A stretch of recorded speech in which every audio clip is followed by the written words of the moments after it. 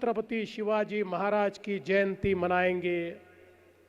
दोस्तों, इस देश में बहुत योद्धा हुए, सभी योद्धाओं ने बहुत अच्छा काम किया, योद्धाओं की कभी तुलना नहीं की जाती, लेकिन इस सब से छत्रपति शिवाजी महाराज अलग थे, बिरले थे, क्योंकि वो काल ऐसा था जिस समय मुगलों ने पूरे भारत पे अपनी प्रशासनिक पकड़ बना ली थी।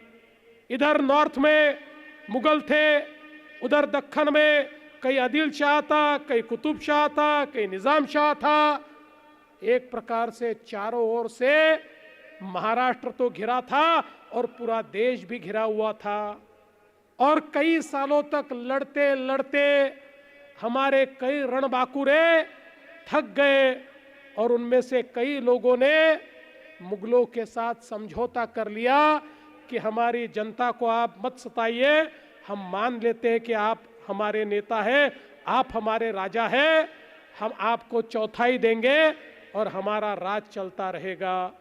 और ऐसे समय जब मुगल ये मानते थे कि अब हमसे बड़ा इस देश में कोई नहीं है, और उसके चलते मुगलों ने अत्याचार शुरू किया, इस पूरी भारत भूमि में अत्याचार, अनाचार, दुराचार ये लगातार हो रहा था।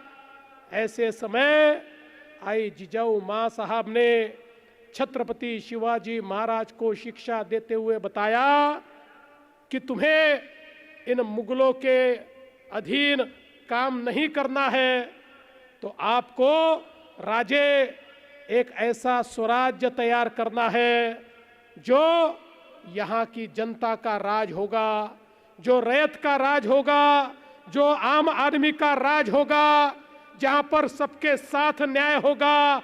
और इसलिए मैं तुझे ये कहना चाहती हूँ कि तुझे लड़ना होगा और स्वराज्य की स्थापना करनी होगी। और छत्रपति शिवाजी महाराज ने एक ऐसी जंग छेड़ी। आप विचार कीजिए, इतना बड़ा मुगली साम्राज्य, एक छोटे से 14 साल के 16 साल के छत्रपति शिवाजी महाराज ये कसम खाते हैं कि मैं चाहे जो हो जाए स्वराज्य की स्थापना करूंगा, ये मुगलों के अधीन में मैं मेरे देश को नहीं रहने दूंगा, इनके अत्याचारों से मेरी प्रजा की मुक्ति मैं कराऊंगा।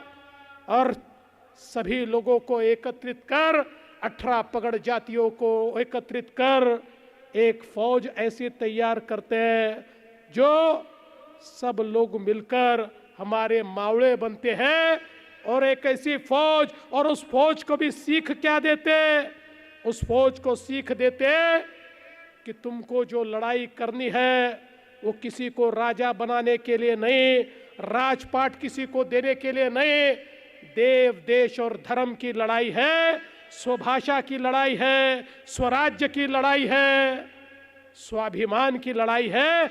एक स्वाभिमान की लड़ाई की ऊर्जा छत्रपति शिवाजी महाराज हमारे मावड़ों में इस प्रकार से तैयार करते हैं कि लाखों की फौज लेकर भी जब मुगल सरदार आते हैं तो 5000 मावड़े गनीमी कावा, जिसको गुरिल्ला वॉरफेयर कहते हैं, उसके आधार पर लाखों की फौजों को समाप्त कर देते हैं। और एक ऐसा स्वाभिमान तैयार हो जाता है कि जिसके कारण स्वराज्य की स्थापना होती है। आप विचार कीजिए, छत्रपति शिवाजी महाराज किस प्रकार के दृष्टा थे। जिस समय पूरे तरीके से उनको घेरा गया तो अपने सारे किले मुगलों को दे दिए। मिर्जा राजे जयसिंह के कहने पर यहाँ आए। वो जानते थे यहाँ से मैं वापस नहीं जाने वाला। और औरंगजेब भी ये जानता था कि या तो मैं शिवाजी को अपने अधीनस्थ एक राजा के रूप में, एक मंडलिक के रूप में प्रस्थापित करूंगा, या फिर मैं इनकी जान लूंगा।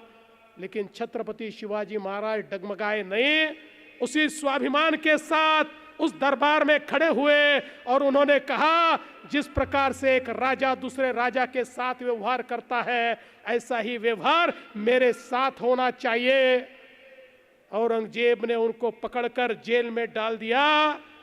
औरंगजेब जानता नहीं था सूर्य के किरण को कोई जेल में नहीं डाल सकता, हवा को कोई जेल में नहीं डाल सकता, तेज को कोई जेल में नहीं डाल सकता। अरे हमारे छत्रपति शिवाजी महाराज सूर्य के उस किरण की तरह थे जिसको कोई रोक नहीं सकता था। कुछ समय के लिए तो अंधेरा हुआ, लेकिन उसके बाद छत्रपति शिवाजी महाराज वापिस यहाँ से निकले और निकलकर वापिस गए और जाने के बाद फिर अपनी फौजों को इकट्ठा किया और जितने किले मुगलों को दिए थे हर एक किला वापिस लिया और स्वराज्य की वापिस स्थापना करके दिखाई। ये छत्रपति शिवाजी महाराज थे। और दोस्तों, मैं उनको अलग इसलिए कहता हूं कि छत्रपति शिवाजी महाराज जब स्वर्गवासी हुए तो उस समय औरंगजेब को लगता था अब तो मैं ये मराठा साम्राज्य, हिंदवी स्वराज्य, इसको मसल कर रख दूंगा।